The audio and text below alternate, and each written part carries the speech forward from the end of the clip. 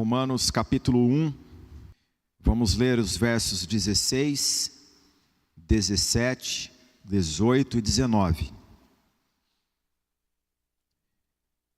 Nos diz assim a palavra do Senhor: Pois não me envergonho do Evangelho, porque é o poder de Deus para a salvação de todo aquele que crê, primeiro do judeu e também do grego, visto que a justiça de Deus se revela no Evangelho de fé em fé, como está escrito: o justo viverá por fé. A ira de Deus se revela do céu contra toda impiedade e perversão dos homens, que detêm a verdade pela injustiça. Porquanto o que de Deus se pode conhecer é manifesto entre eles, porque Deus lhes manifestou. Até aqui, que Deus nos abençoe. Os irmãos podem se assentar, por gentileza.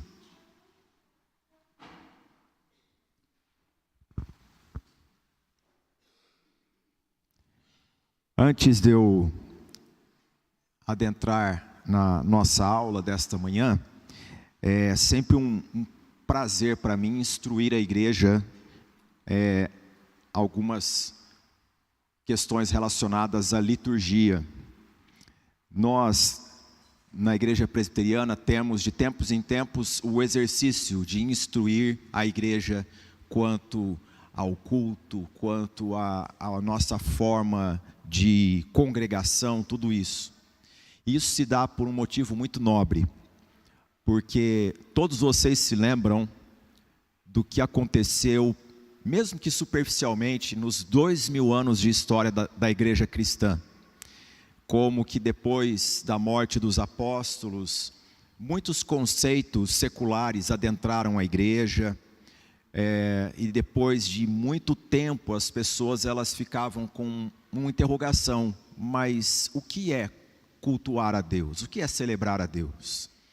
Até que Deus levantou homens, Deus sempre levantou homens na história como estandarte para ensinar a sua palavra.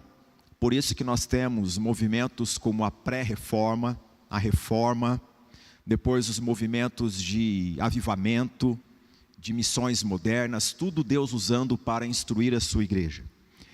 E uma das coisas que estes homens fizeram, que isto nos ensina,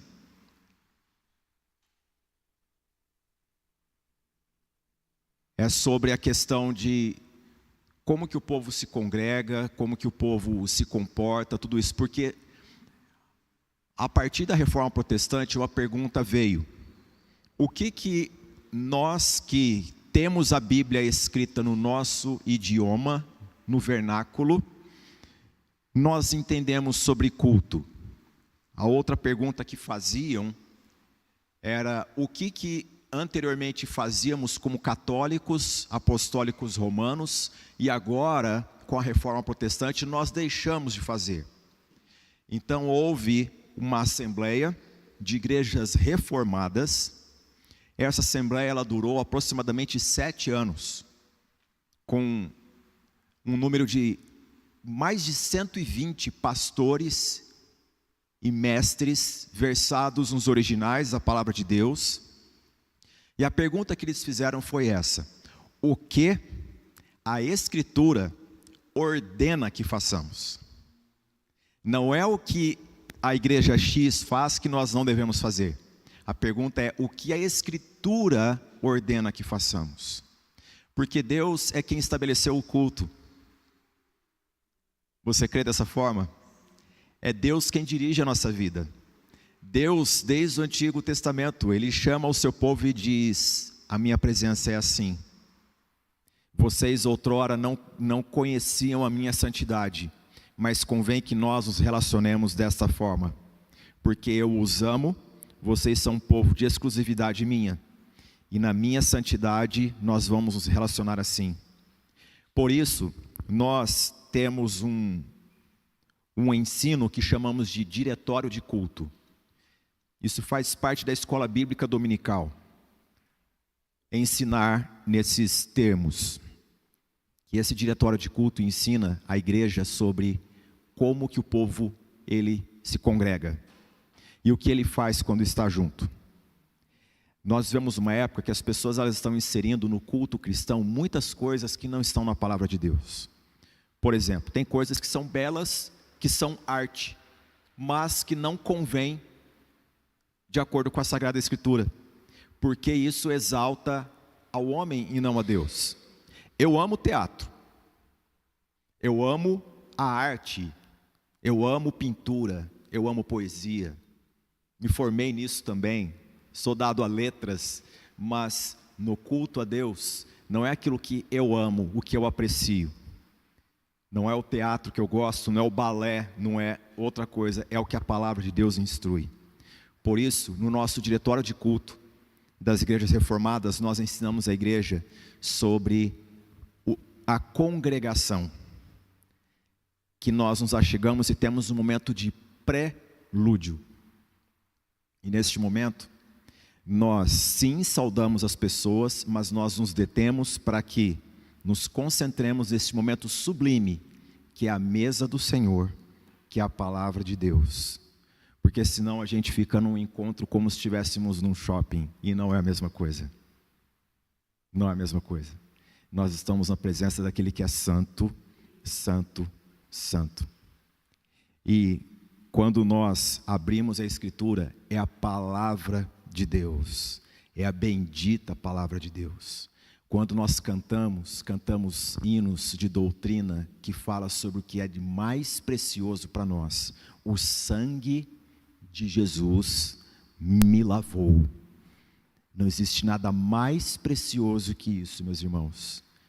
Os nossos pecados foram lavados pelo sangue de Jesus. Agora nenhuma condenação mais há. Isso faz com que haja temor. E nós, se nós olharmos para a Escritura e perguntarmos como Deus deseja que o culto ao seu nome seja, muita coisa em nós muda. Muita coisa em nós muda. Por isso, de vez em quando, eu como pastor, vou lembrar os irmãos, a nossa semana ela tem um ritmo.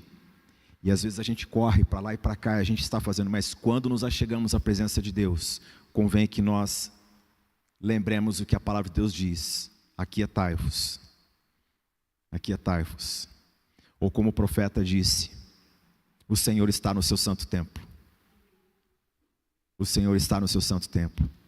E nós nos aquietamos para ouvir a voz de Deus. Amém? Como estamos com a Bíblia aberta e lemos esse texto precioso e estamos prestes à mesa do Senhor, nós vamos meditar com toda a diligência e reverência. Romanos capítulo 1.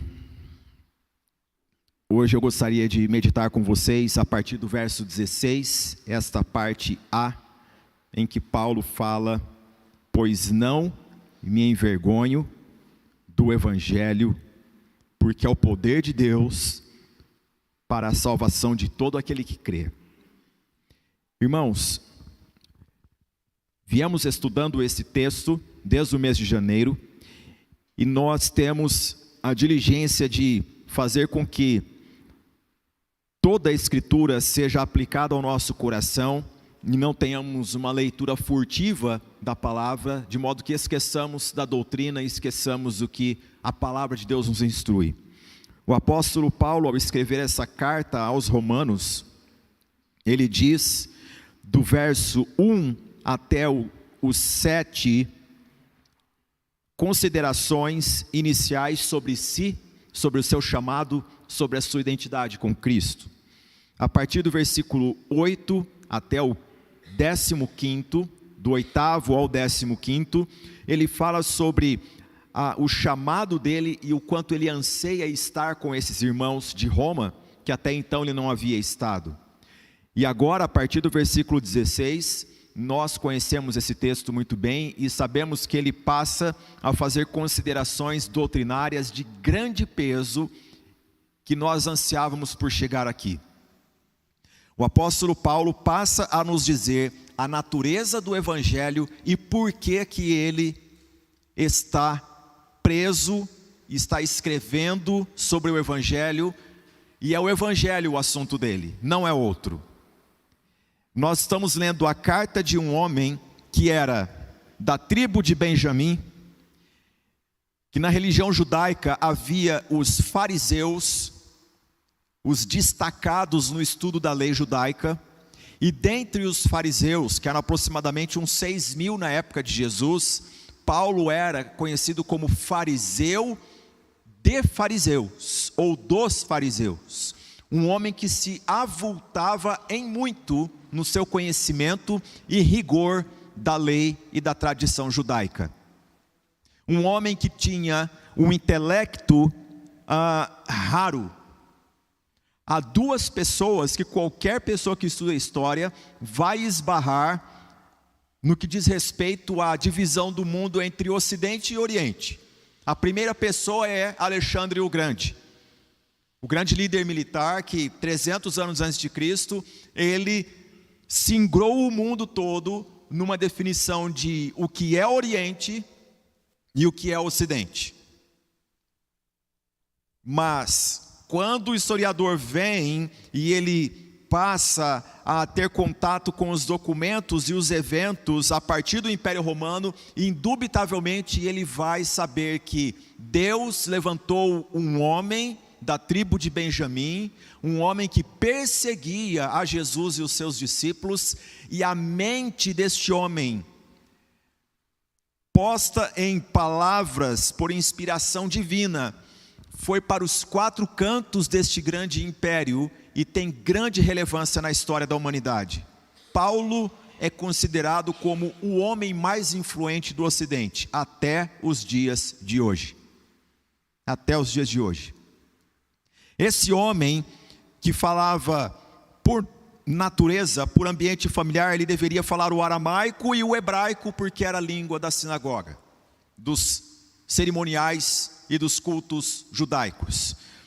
Por ter nascido em Tarso, na Turquia, ele deveria falar grego, falava latim por ser cidadão romano, e deveria falar alguns outros dialetos e idiomas, uma mente prodigiosa.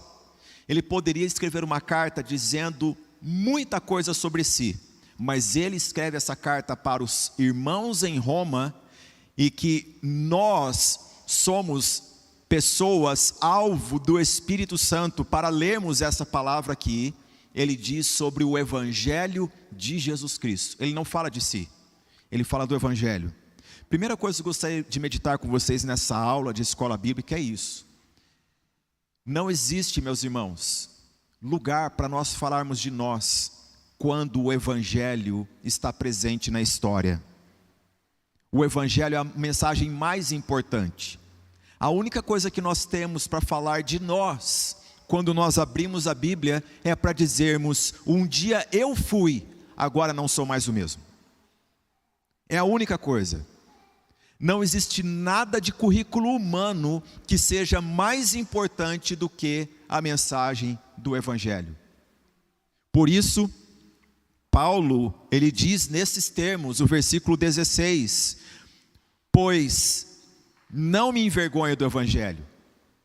Esse pois, ele é importante porque nos remete a tudo que foi dito anteriormente, e nós estudamos o que ele disse desde o versículo 14, o quanto ele é devedor a todas as pessoas.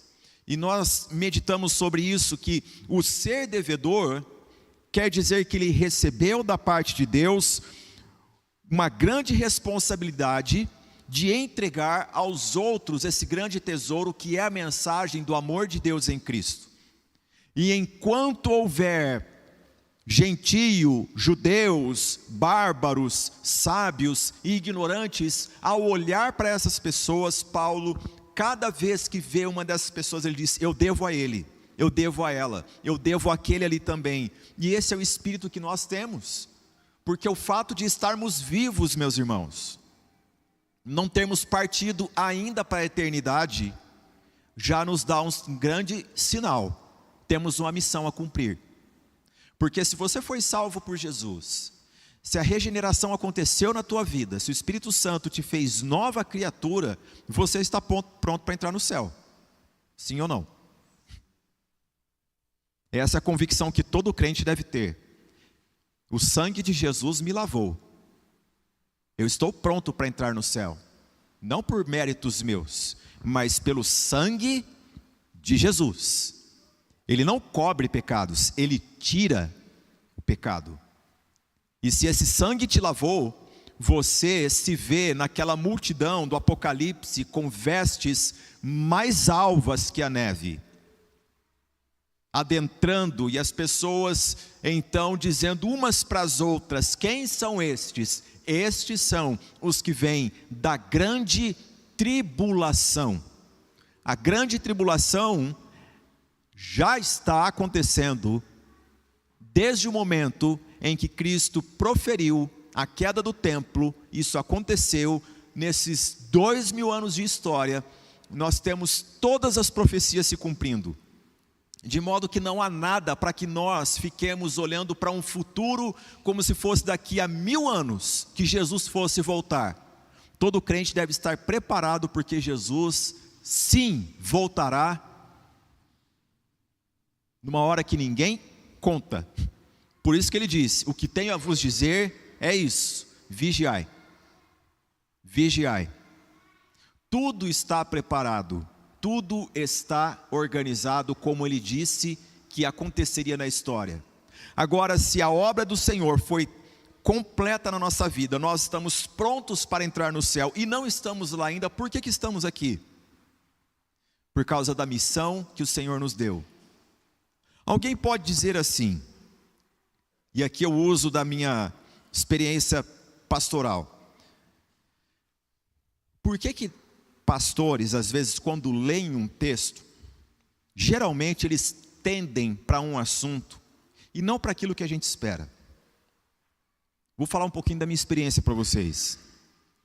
Uma das coisas mais difíceis que tem na vida do pastor, acho que é por isso que a gente tem uma brevidade, é a preocupação que nós temos para segurar esse microfone aqui e comunicar a mensagem para vocês.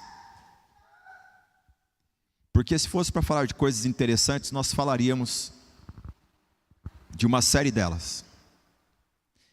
Mas quando nós jejuamos e buscamos o Senhor e dizemos: Senhor, o que o Senhor deseja que a tua igreja ouça? Na minha experiência, é como se eu tivesse um apagão de todas as demais coisas que eu estudo e lembrasse apenas de uma. Um dia eu fiquei muito inquieto com isso, e eu comecei a orar, e eu fui ler a história da igreja, buscando saber como que demais irmãos lidavam com esse assunto. Não me comparo a ele de forma alguma, é uma pessoa que foi usada por Deus de forma totêmica na história da igreja, mas a experiência desse homem me edificou. Seu nome era George Whitefield. George Whitefield foi usado por Deus para trazer um grande despertamento na Grã-Bretanha e na América do Norte do século XVIII. Ontem foi coroação do rei da Inglaterra, e foi inevitável eu me lembrar de George Whitefield, porque a história nos conta que o rei George do século XVIII na Inglaterra, certa vez estava num cortejo e perguntou por que não havia uma multidão do lado de fora da sua carruagem, vendo-o passar. E o seu súdito então lhe respondeu: o senhor não está vendo ninguém acompanhar a sua carruagem e o seu séquito, porque na rua de trás tem um jovem de 20 anos pregando a palavra e tem umas 20.000 pessoas ouvindo ele. Seu nome é George Whitefield. Ele era estrábico, as pessoas zombavam dele, as pessoas jogavam pedras, jogavam comidas podres sobre ele para que ele parasse de pregar. Mas a história nos diz que o Espírito Santo descia sobre a vida desse homem, e a voz dele se fazia ouvir por 3 quilômetros de distância. E que certa vez, enquanto pregava sobre o homem no pecado, que acha que por suas obras ele pode ser salvo, Ele é comparado àquele cego que vai com a sua vara batendo no chão, e de repente ele chega à beira do abismo, e ele começa a procurar, e ele levanta o pé para dar mais um passo. A presença de Deus era tamanha naquele ambiente, que a multidão começou a chorar, e um homem nobre gritou na primeira fila: pelo amor de Deus, alguém avise esse homem para que ele não dê mais um passo. E George Whitefield dizia: você é esse homem. Não era oratória, era a presença de Deus.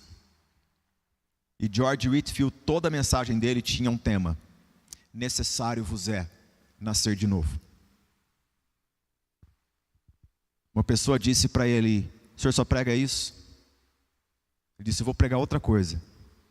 Abriu a Bíblia e leu: necessário vos é nascer de novo. E era uma irmã que disse: o senhor não tem outro assunto? Ele falou: irmã, eu não tenho. Porque o Espírito manda a gente dizer para a igreja: necessário é nascer de novo. Eu estou fazendo essa introdução para dizer para vocês o seguinte: essa foi uma madrugada que eu perguntei para o Senhor: de novo, Senhor? De novo esse tema, Senhor? E aqui estamos nele. Romanos, capítulo 1, versículo 18. Pois não me envergonho do Evangelho. Não me envergonho do Evangelho. Alguém pode dizer: o final desta aula de escola bíblica, o pastor vai estar falando sobre evangelizar. É como, estou semelhante a George Whitefield dizendo: necessário vos é nascer de novo mais uma vez. Do que você tem orgulho? Qual foi o empreendimento na sua vida que, olhando para a sua história, você diz: uau, isso foi incrível, isso merece ser lembrado, isso merece ser contado?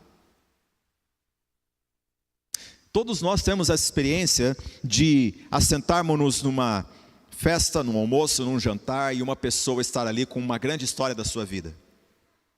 Todos nós aqui temos essa experiência. E no nosso ambiente familiar, nós até rotulamos algumas pessoas. Lá vem o contador de histórias. Aquele que disse que pescou o maior peixe da vida de qualquer ser humano. Toda a família tem alguém que conta uma grande história. É ou não é? Na minha família tem pessoas que, quando eu olho, eu lembro. Lá vem aquele que está dizendo que fechou o maior negócio da história.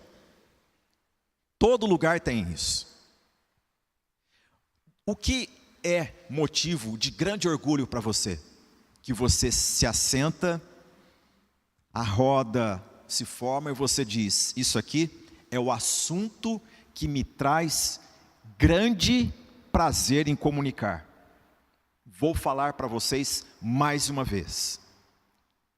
Quando o apóstolo Paulo diz na epístola aos Romanos: pois não me envergonho do Evangelho, ele o faz nessa declaração negativa, de modo que a nossa mente se desperta para o que está na entrelinha de forma positiva.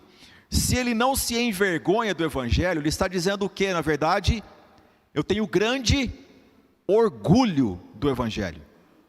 Eu tenho grande prazer de falar do Evangelho. Eu tenho grande alegria em falar do Evangelho. Meus irmãos, é aqui que a carta ela começa. Aqui que a doutrina, a densidade desse texto inspirado começa. Com um homem dizendo aquilo que ele tem maior orgulho de comunicar. E é o Evangelho. Evangelho não é uma palavra que foi cunhada no ambiente dos escritores sagrados. Evangelho é uma palavra grega que foi formada na sociedade, quando César Augusto decretou que o dia do seu aniversário, 23 de setembro, deveria ser celebrado em toda a imensidão do Império Romano como feriado, e naquele dia as pessoas prestariam culto ao imperador. O ato das pessoas de tomar um cavalo, levar esta carta até a aldeia mais distante. Imagine alguém saindo de Roma, na Itália, e indo até Portugal, que naquela época ainda não existia. Esse ato da pessoa se dirigir até lá, abrir esse documento e dizer: olha, a partir de hoje, 23 de setembro, deve ser guardado. Ninguém trabalha, ninguém faz outra coisa, todos vão celebrar o nascimento do maior homem do mundo. Era o Evangelho. A pergunta que vem é: se você mora numa aldeia e recebe uma pessoa com uma notícia dessa, quem é ele? Que compromisso eu tenho com ele? Eu tenho que pagar tributo a ele, eu tenho que sustentar ele, eu tenho que celebrar o aniversário dele. Ele sabe quem eu sou, ele sabe como eu vivo, ele sabe a situação que eu me encontro, ele sabe que na minha casa há uma criança falecendo de uma enfermidade, ele sabe que na minha casa há um casamento que está se deteriorando, ele sabe que na minha família há necessidades que precisam de atenção, e ele chama para que a atenção seja dirigida a ele. Por isso que o Evangelho deixou de ser lembrado como esse elemento da cultura greco-romana, e nós lembramos do Evangelho pelo seu significado bíblico, que é boas novas de salvação. Sabe o que significa o Evangelho? É que Deus amou o mundo de tal maneira que enviou seu Filho unigênito, para que todo aquele que nele crê não pereça, mas tenha vida eterna. E eu pergunto a você: ele conhece você? Ele sabe seu nome? Sabe. Ele sabe o seu endereço? Sabe. Ele sabe a sua circunstância? Ele sabe como você se encontra hoje? Sabe. O Evangelho é a melhor notícia que nós temos, meus irmãos. Deus conhece a nossa situação, Ele sabe como nós nos encontramos, e é Ele que nos encontra. E não é uma cobrança do tipo, faça senão. Não, o Evangelho é: eu fiz, está feito.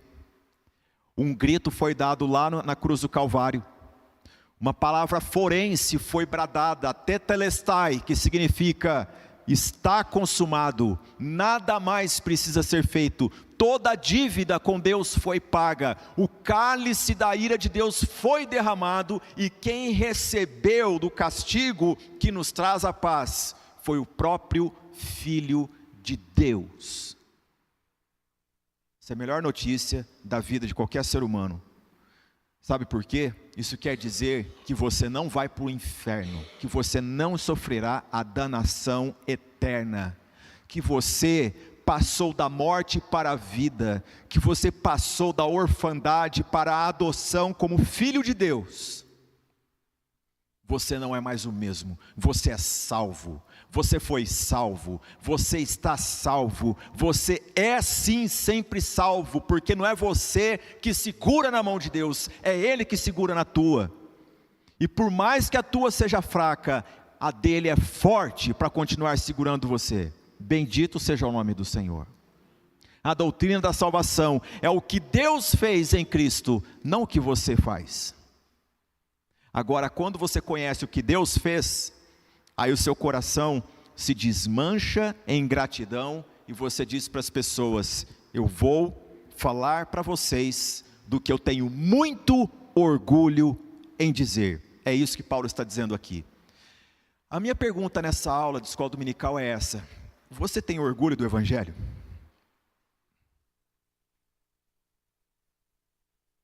Ou você tem vergonha do Evangelho? Esta aula tem 3 perguntinhas.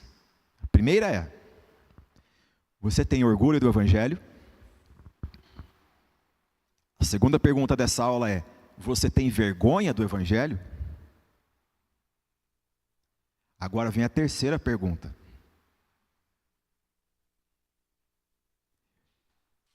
o Evangelho tem vergonha de você?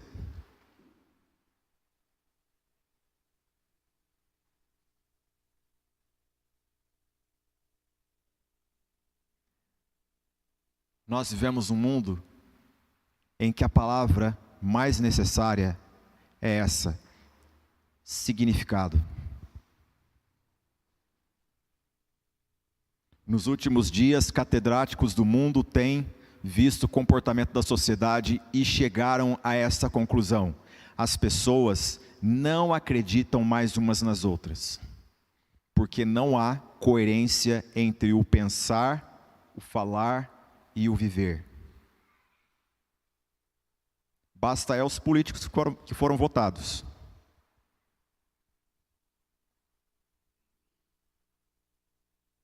E que se você votou mal, eu oro para que você quebrante seu coração e peça a graça do Senhor, por ter dado teu voto para alguém mentiroso. Porque o que está acontecendo no mundo é uma incoerência entre a ideia, a fala e a vida. E sociólogos têm dito, as pessoas não acreditam mais no significado. O significado tornou-se algo relativo. O que é para o irmão Valdemir, pode não ser para mim, pode não ser para o irmão Júlio, e assim por diante. É assim que o mundo se comporta. E assim cada um vai vivendo da forma que acha correto. Mas não é assim conosco, graças a Deus. Porque a palavra de Deus, ela é soberana. E a mensagem do Evangelho, ela é uma só. Ela não é o que eu penso, que é diferente do que o outro pensa, ela é o que Deus fez em Cristo Jesus. Por isso Paulo diz, não me envergonho do Evangelho. A pergunta que vem é, por que alguém se envergonharia do Evangelho? Dr. Martin Lloyd-Jones, que pregou Romanos por mais de 15 anos na sua igreja, ele levou todo esse tempo para expor a epístola aos Romanos na sua igreja, em Londres. Ele disse, se você nunca experimentou essa tentação particular de sentir vergonha do Evangelho, provavelmente isso se deve ao fato não de você ser um cristão excepcionalmente bom, mas que nunca você teve um claro entendimento da mensagem cristã. Todos já fomos tentados a ter vergonha do Evangelho.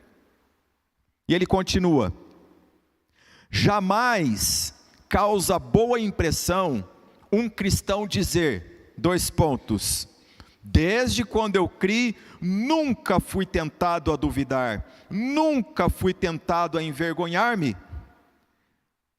Se lermos as biografias dos santos, veremos que através dos séculos, eles sofreram duras investidas nessa linha. Todos foram tentados nessa área, sentir vergonha do Evangelho. Por isso que Paulo escreveu para Timóteo dizendo, não te envergonhes. Timóteo, reavives o dom de Deus que há em ti, Timóteo. Coloque lenha nessa fogueira, Timóteo. E por que isso? O que tenta o cristão a envergonhar-se do Evangelho? O que o tenta é que o mundo o ridiculariza e o considera uma loucura completa. E o homem não gosta de ser ridicularizado. Faz parte, gente. Nós somos assim, nós não queremos ter uma pecha de vergonha sobre nós. E o que é a mensagem do Evangelho? Lembremos o ministério do Senhor Jesus. Que o Senhor Jesus, ele foi ridicularizado pelos fariseus, eles o odiavam.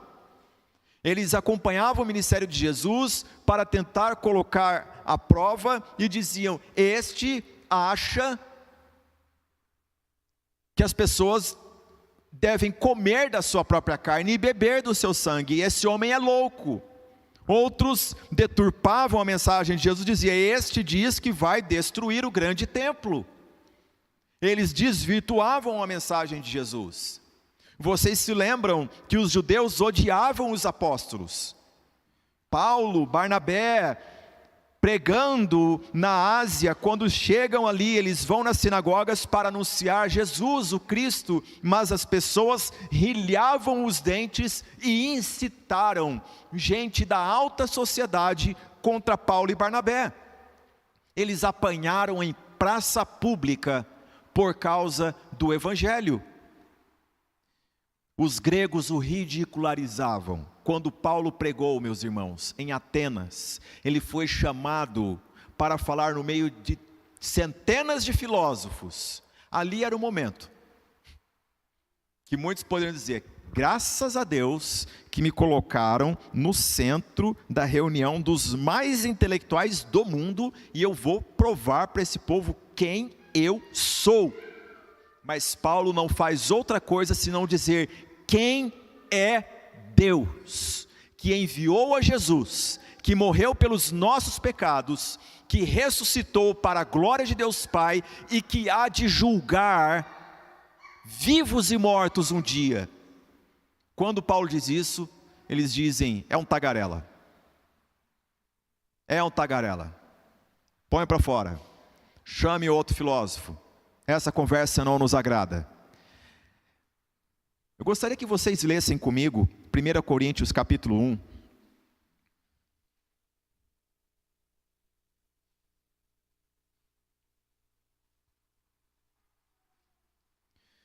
Primeira Coríntios capítulo 1, versículo 18.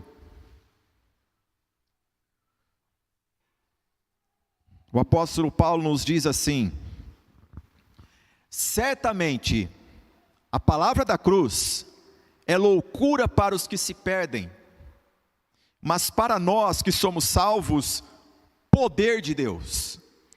Pois está escrito: destruirei a sabedoria dos sábios e aniquilarei a inteligência dos instruídos. Onde está o sábio? Onde o escriba? Onde o inquiridor deste século? Porventura não tornou Deus louca a sabedoria do mundo? Visto como na sabedoria de Deus o mundo não o conheceu, por sua própria sabedoria aprouve a Deus salvar os que creem pela loucura da pregação. Porque tanto os judeus pedem sinais, como os gregos buscam sabedoria, mas nós pregamos a Cristo crucificado, escândalo para os judeus, loucura para os gentios, mas para os que foram chamados, tanto judeus como gregos, pregamos a Cristo, poder de Deus e sabedoria de Deus, porque a loucura de Deus é mais sábia do que os homens, e a fraqueza de Deus é mais forte do que os homens. Meus irmãos, o Evangelho, ele é ridicularizado, as pessoas são tentadas a se envergonhar do Evangelho, porque não há louvor entre os homens numa mensagem que diz: Deus se fez fraqueza para chegar ao teu nível e te salvar.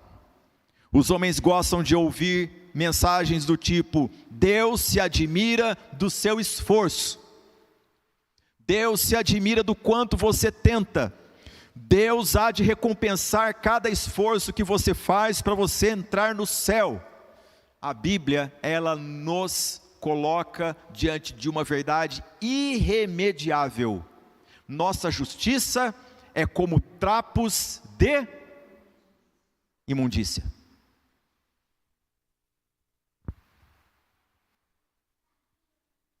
Deus disse isso por meio do profeta Isaías: a melhor das obras que o homem possa engendrar aos santos olhos de Deus, puros olhos, Deus enxerga o coração, Deus penetra a vida da pessoa, Deus conhece a história dessa pessoa, e Ele não suporta ver essas boas obras. Deus nos contempla pelas lentes chamada Jesus Cristo. Sem Jesus, Deus nos vendo diretamente como nós somos, trapos de imundícia. Mas com Cristo, através da cruz de Cristo, através do sacrifício de Jesus, Deus nos vê prontos para serem recebidos na eternidade consigo. Essa mensagem, alguém pode dizer: não entra na minha cabeça. Realmente não entra. A gente busca entender. Mas aquilo que não entra na nossa cabeça não quer dizer que não vai entrar na vida e que não vai entrar no coração. E não vai transformar seu coração.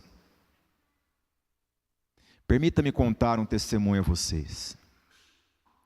Eu conheci um homem, uma mente prodigiosa. Passou na Universidade de Física, na Unicamp, como um dos primeiros colocados. Incrivelmente. As conversas com ele eram maravilhosas. As pessoas se acercavam dele. Os argumentos que ele tinha, a noção que ele tinha de diversos assuntos era fantástica. Não bastando seu conhecimento da área de exatas e tudo mais, ele se formou em direito. E foi tão bem colocado, tornou-se um juiz. Uma mente prodigiosa.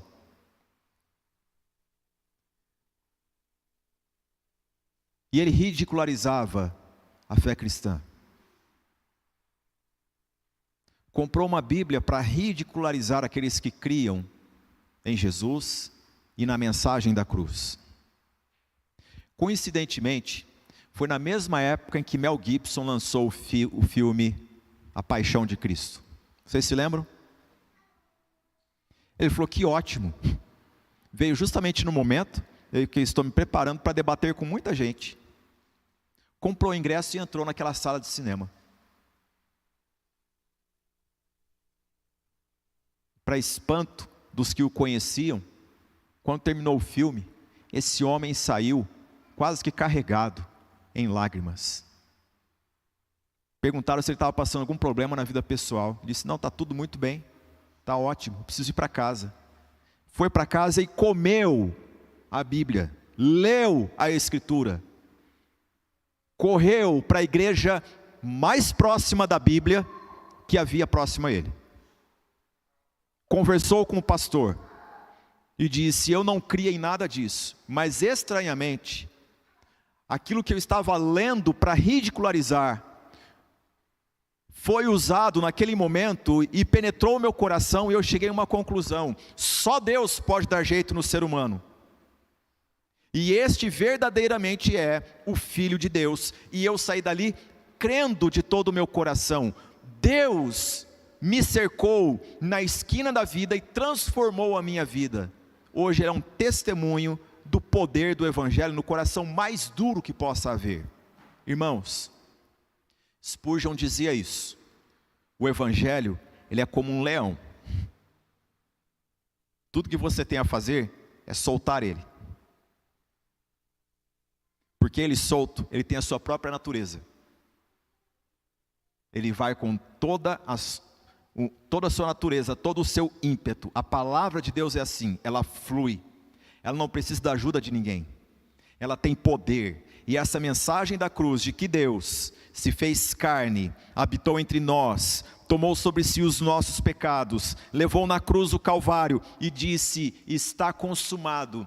Essa mensagem transforma miraculosamente. Eu nunca ouvi alguém dando um testemunho do tipo, eu comprei um livro de Paul Sartre, li e minha vida nunca mais foi a mesma. Eu sou uma pessoa agora em paz com Deus. Eu nunca vi uma pessoa dizendo, eu li Platão e meu casamento foi restaurado. Eu nunca vi uma pessoa dizer, eu li Voltaire e minha vida foi totalmente mudada. Eu li Yuval Noah Harari e minha vida tornou-se outra. Mas eu conheço 2000 anos de história de pessoas dizendo, eu estava prestes a entrar no inferno, mas Deus me salvou por sua graça, pela pregação do Evangelho. Eu não me envergonho do Evangelho. Paulo está dizendo, eu sou fruto dele. É isso que ele está nos dizendo. Por que o mundo ridiculariza o Evangelho? Nós pregamos alguém que nasceu na mais abjeta pobreza.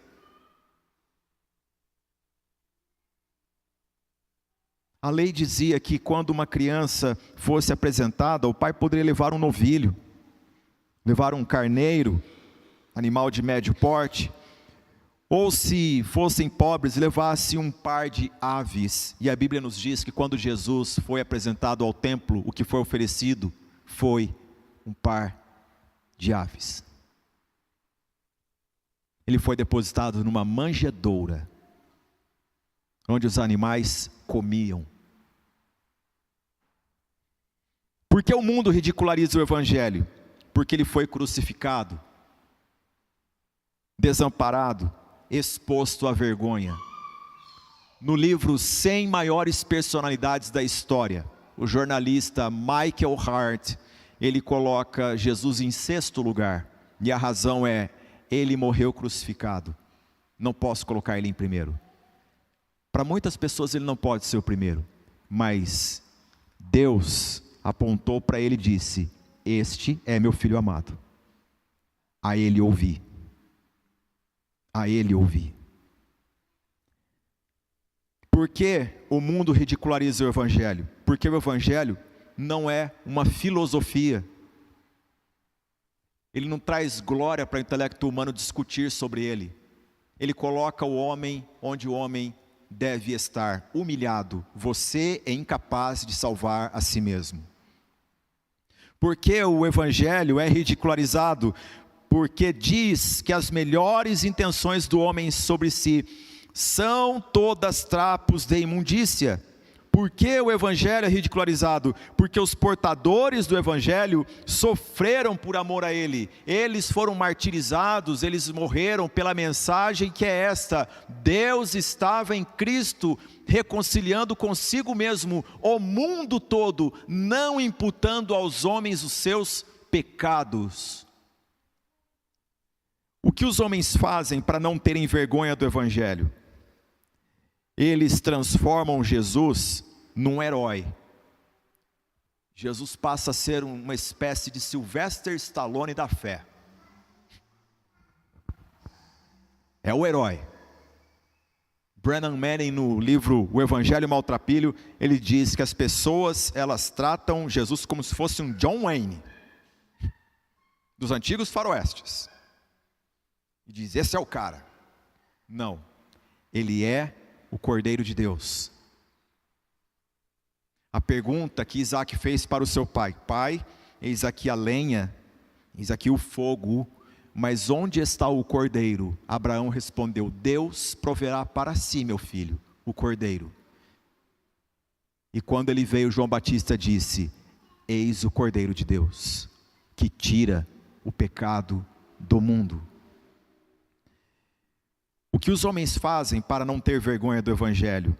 Apresentam-no como um salvador de problemas. O que você está precisando? Jesus tem.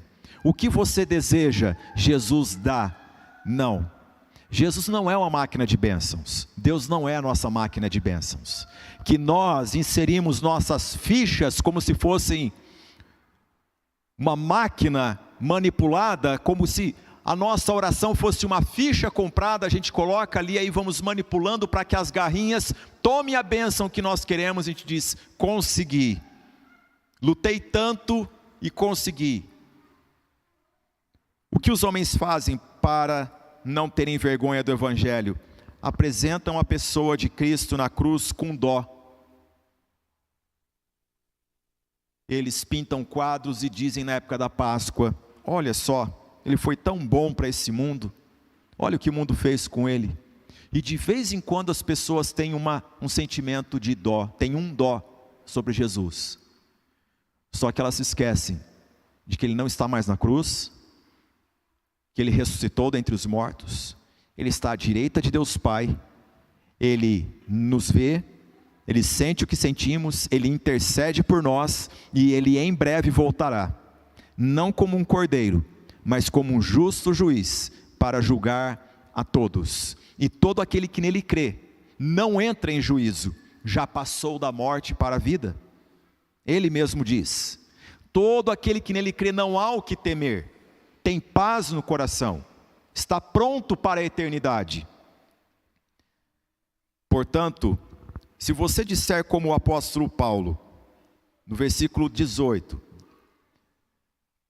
Voltemos. Romanos capítulo 1.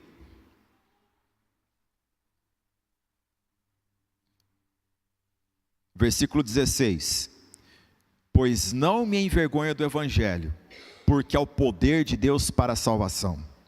Se você disser como o apóstolo Paulo, não me envergonho, você está dizendo, eu tenho muito orgulho do Evangelho. Ele é o meu assunto da vida. Ele é o melhor que eu posso falar numa mesa. Ele é o melhor que eu posso discorrer para qualquer pessoa. O que Deus em Cristo fez por minha vida, e eu não sou mais o mesmo. Por isso eu tenho muito orgulho do Evangelho. A pergunta é, quais os motivos bíblicos que você tem para se orgulhar do Evangelho? A resposta é essa. O porquê está junto aí, depois da vírgula. No versículo 16. Porque é o poder de Deus. Você não tem poder, é isso que você está dizendo. Você não dá jeito na sua vida.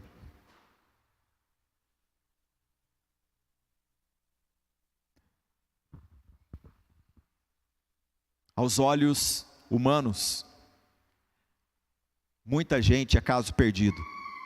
Aos olhos de Deus, não. Sabe por quê? Por causa do Evangelho. Porque ele é o poder de Deus. Aos olhos humanos, políticos olham para Cracolândia e dizem, caso perdido. Aos olhos de Deus, não é caso perdido. Porque o Evangelho é o poder de Deus para a salvação. Poder de Deus. Os motivos bíblicos que Paulo apresenta são esses. Porque é o poder de Deus. Para dar o que eu quero? Não. Para a salvação de todo aquele que crê. O Evangelho nos tira da atmosfera das trevas, do reino do diabo, e nos coloca no reino de Cristo Jesus.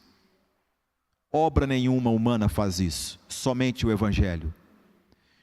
Porque o Evangelho deve ser lembrado e deve ser o nosso assunto de prazer e de alegria. Porque no Evangelho a glória de Deus é evidenciada, gente. Não há nenhum lugar no Evangelho que diz, parabéns, você fez a tua parte e aí eu pude te ajudar. Pasmem, mas já me perguntaram sobre este texto. Onde na Bíblia, pastor, está escrito o versículo? Eu disse, isto não está na Bíblia. Não existe este versículo na Bíblia. Todos nós estávamos mortos em nossos delitos e pecados. É isso que a Bíblia diz. O Evangelho glorifica a Deus. No Evangelho, a pessoa de Jesus Cristo é evidenciada. Cristo é o centro do Evangelho, não você, não eu. E no Evangelho, a obra do Espírito Santo é reconhecida. Como o apóstolo Pedro disse em Atos, capítulo 15, quando ao primeiro concílio da igreja, que eles estão pasmos, porque o Evangelho foi pregado para pessoas fora de Israel, e essas pessoas que não eram da aliança, foram salvas pela pregação do Evangelho. Pedro toma a palavra e diz, Deus não fez distinção entre nós e eles, concedendo também a eles o Espírito Santo, purificando-lhes pela fé o coração. Porque não me envergonho do Evangelho.